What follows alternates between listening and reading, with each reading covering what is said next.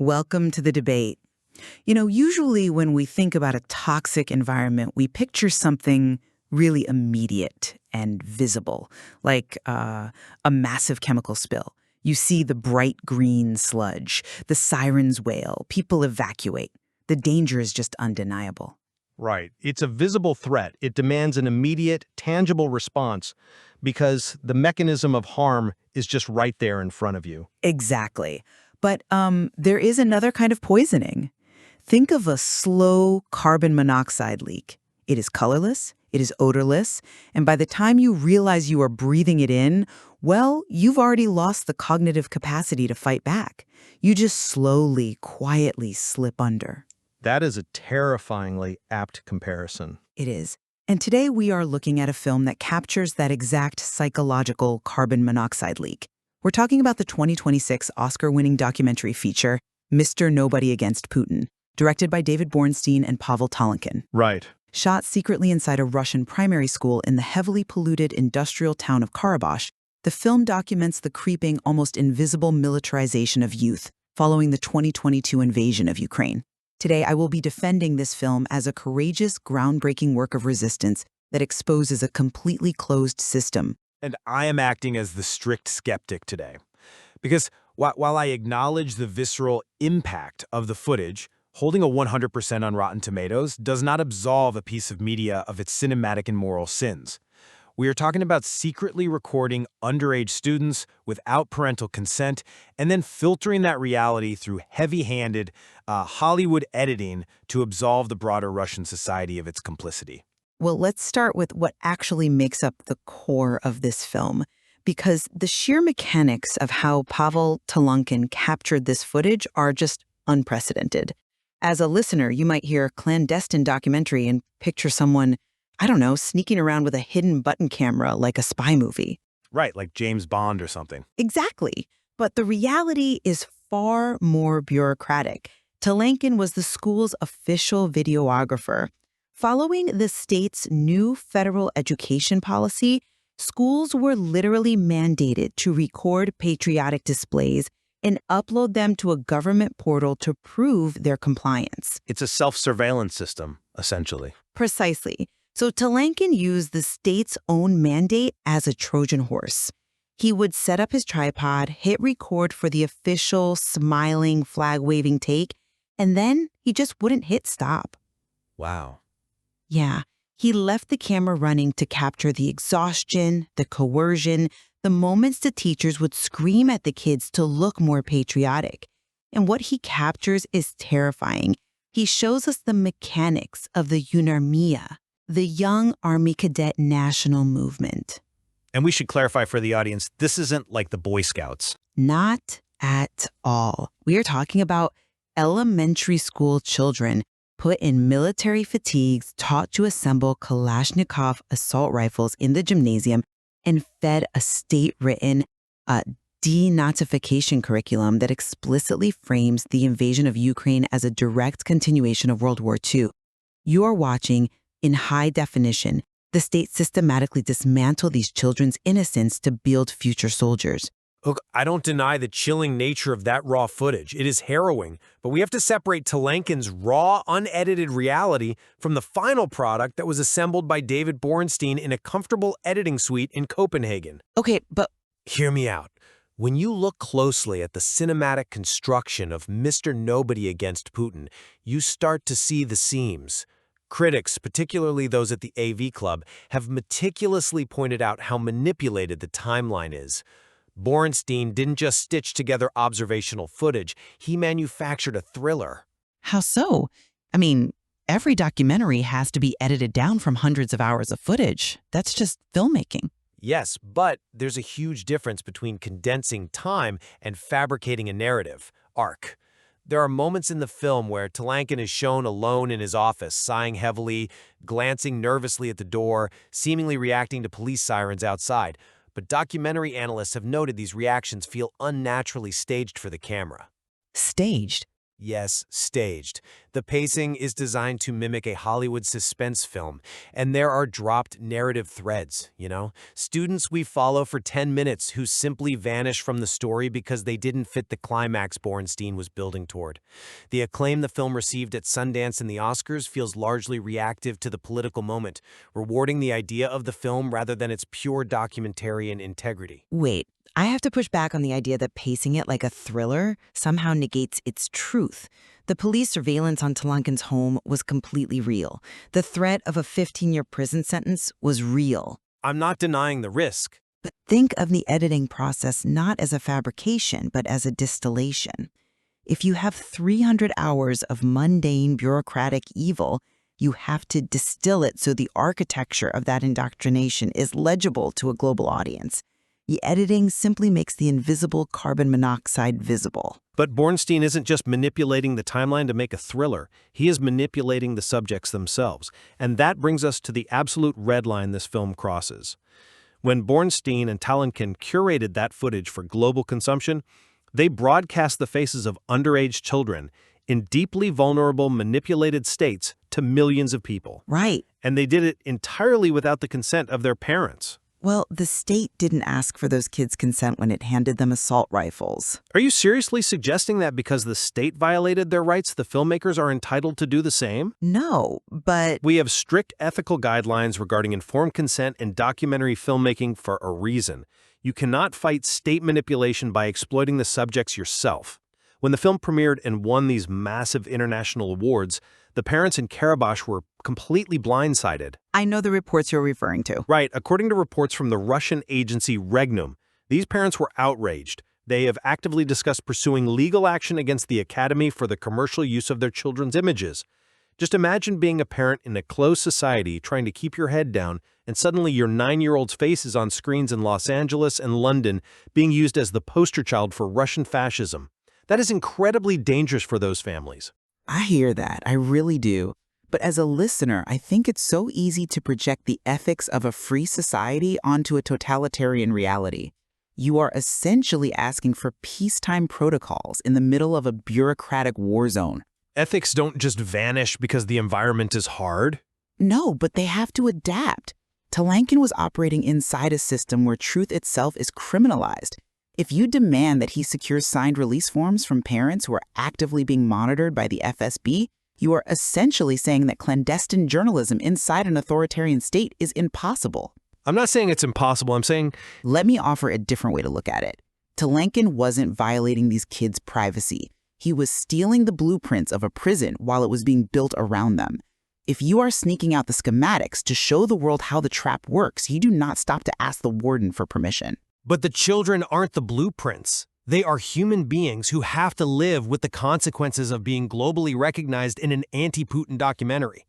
The long-term impact on those kids' lives in Russia is entirely glossed over for the sake of the filmmaker's moral victory. But the moral victory isn't just for the filmmakers, though. It's about preserving a record of resistance, and that's where Talinkin's role is so vital to understand. The title Mr. Nobody reflects his actual status. He isn't a politician. He isn't a trained revolutionary. He is a 33-year-old guy who likes making videos and listening to pop music. Right. Yet, he engaged in these quiet, desperate acts of sabotage, like going through the school at night and scratching the pro-war Z symbols off the windows, turning them into X's.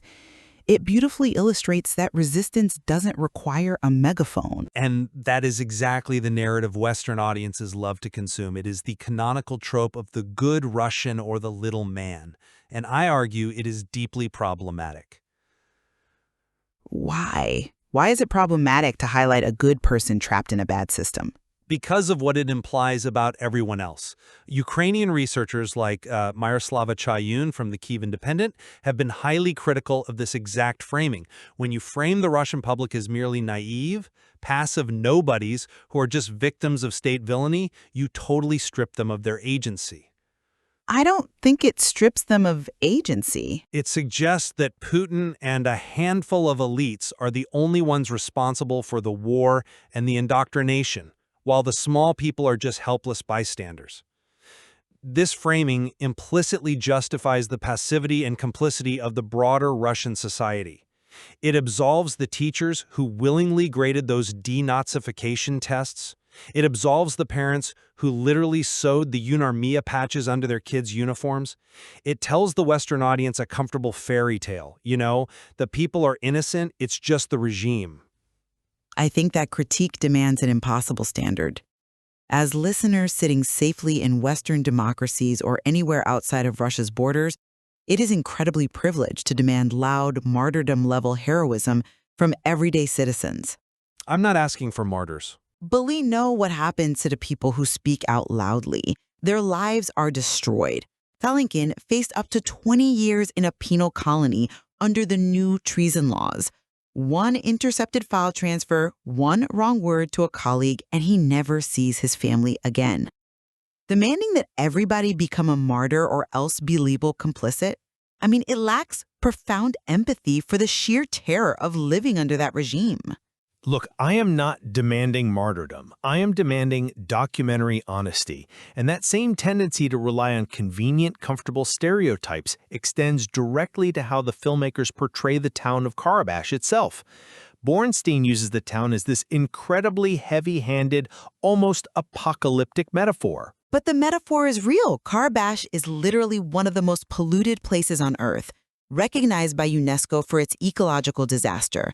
We are talking about a town dominated by a copper smelting plant that has created the black slag. Yes, the huge pile of waste. Right, it's a 15-meter-high, 2-kilometer-long mountain of industrial waste right next to the town. The rivers run orange. The iron levels are 500 times the normal limit. The life expectancy for men there is reported to be around 38 years. The physical toxicity of the air and the water perfectly mirrors the psychological toxicity of the state propaganda being pumped into those classrooms. It is the physical manifestation of the rot. It's disaster porn. It's curated specifically to win awards at Sundance. If you look at the actual municipal data over the last few years, the filmmakers intentionally exaggerated the gloom to serve that metaphor. Exaggerated? Yes. They completely ignored the recent positive developments in Karabash. The copper company and the government have actually poured money into modernizing the town. They've built new residential complexes, a state-of-the-art sports center, and modernized parks. The atmospheric emissions have actually been reduced through new filtration technology, but Borenstein's camera never points at the clean, functional park. Showing a community that is recovering and living normal lives wouldn't fit his narrative of a post-apocalyptic wasteland, would it? They prioritized a poetic metaphor over the complex, documentary truth of the location. But I have to stop you there because we need to really examine what constitutes the truth of a place. The town's economy is entirely dependent on a plant that still releases roughly 180 tons of sulfur dioxide and heavy metals into the air annually. Children in Karabash have birth defects at 3.5 times the rate of control groups. Right, the environmental legacy is horrible. Exactly. So if a filmmaker focuses on a newly built sports complex funded by the very corporation that is poisoning the children's lungs, is that an honest reflection of the town? To me, pointing out the new park is like prescribing a painkiller for a systemic infection and calling the patient cured. The underlying root cause is still killing them. Focusing on the sports center feels like a deliberate distraction from the foundational rot, which is exactly what the film is trying to expose about the entire country. I understand the environmental devastation is severe. I really do. My point is about the methodology of omission. When a filmmaker consciously omits the complexities of a town's reality to hammer home a metaphor about poisoned minds, we as an audience have to question what else is being massaged in the narrative to make it more digestible. Well, to understand why Talinkin's actions and even Borenstein's narrative choices are necessary, we cannot debate this film in a vacuum. We have to look at the sheer scale of the architecture of domestic suppression in Russia right now.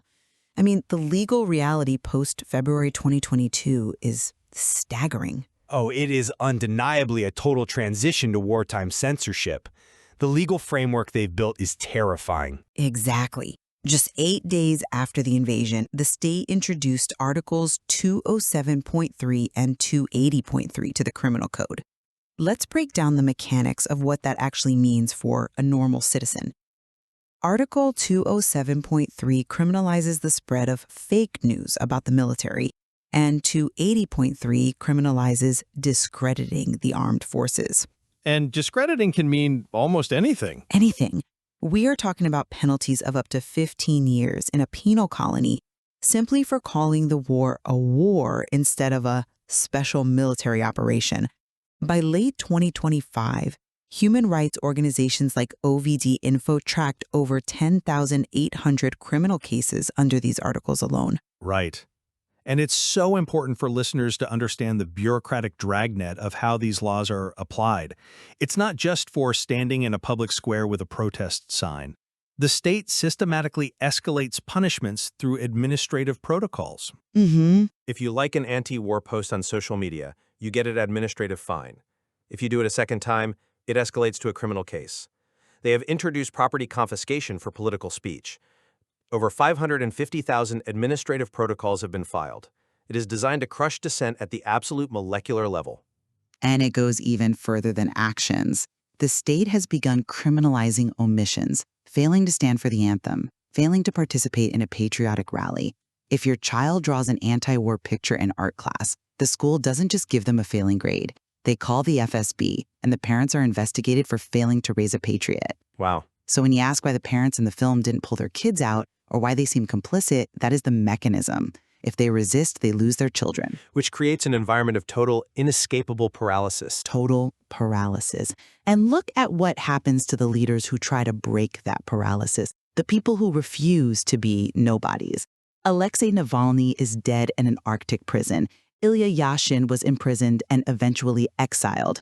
Alexei Gorinov, a local municipal deputy, was sentenced to 7 years in a penal colony simply for suggesting that a children's drawing contest was inappropriate while children were dying in a war.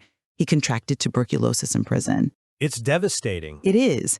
When the state systematically eliminates every visible leader, every outspoken critic who is left to save the ordinary people. That is exactly the terrifying void the film operates within. When the political opposition is completely dismantled and civil society is outlawed, the burden of truth-telling falls entirely to isolated, terrified individuals. Yes, and that is the crux of why this film is a masterpiece. Talinkin isn't supposed to be the hero. He is just a guy trying to survive. But because the space for traditional journalism and political opposition has been completely annihilated, the only way the world gets to see the inside of this machine is through a nobody breaking the rules. He documented the granular, day-to-day bureaucratic banality of evil. The Kremlin can deny it all they want, but they cannot unmake the indestructible archive he created. Future generations will have a primary source document showing exactly how an entire society was psychologically dismantled. I don't deny the historical value of the raw footage. I really don't. But as a skeptic, my concern remains rooted in the precedent it sets. If we applaud the secret filming of children, the manipulation of local realities, and the reliance on simplistic narrative tropes simply because we agree with the anti-authoritarian message, we erode the foundational ethics of documentary work. We allow the ends to justify the means. While the naive victim narrative may evoke empathy abroad, it really risks stunting the very real, difficult conversations about societal complicity that must eventually happen within Russia if they ever hope to rebuild a free society. Well, as we wrap up today, I maintain that Mr. Nobody Against Putin is a vital, heroic precedent. It forces us to recognize that when a society is suffocating under draconian laws, the rules of engagement must change. Talinkin smuggled the blueprints of a psychological prison out of a closed society at unimaginable personal risk. It is a film that shows us how freedom isn't lost overnight. It is lost through countless small, bureaucratic acts. And I maintain that, precisely because the subject matter is so critical, the methods must be scrutinized. We must remain critical of ethical shortcuts. Acknowledging the extreme circumstances of the filmmakers shouldn't mean we just abandon our rigorous critique of how the story was constructed and whose faces were compromised to tell it. Which I suppose brings us back to that slow, invisible carbon monoxide leak. Mr. Nobody Against Putin forces us to watch in agonizing real time as an entire generation is quietly put to sleep by state propaganda. It is a profound flashpoint that leaves us grappling with the extreme boundaries of ethics, the limits of individual agency, and the terrifying fragility of truth in the modern world. It absolutely leaves us with questions that defy easy answers. demanding that we look closer at the mechanics of repression, the systems that sustain it, and ultimately, our own thresholds for resistance. We invite you to explore the documentary and the complex history of Karabash for yourself, and as always, to keep questioning the narratives you are given. Thank you for joining us.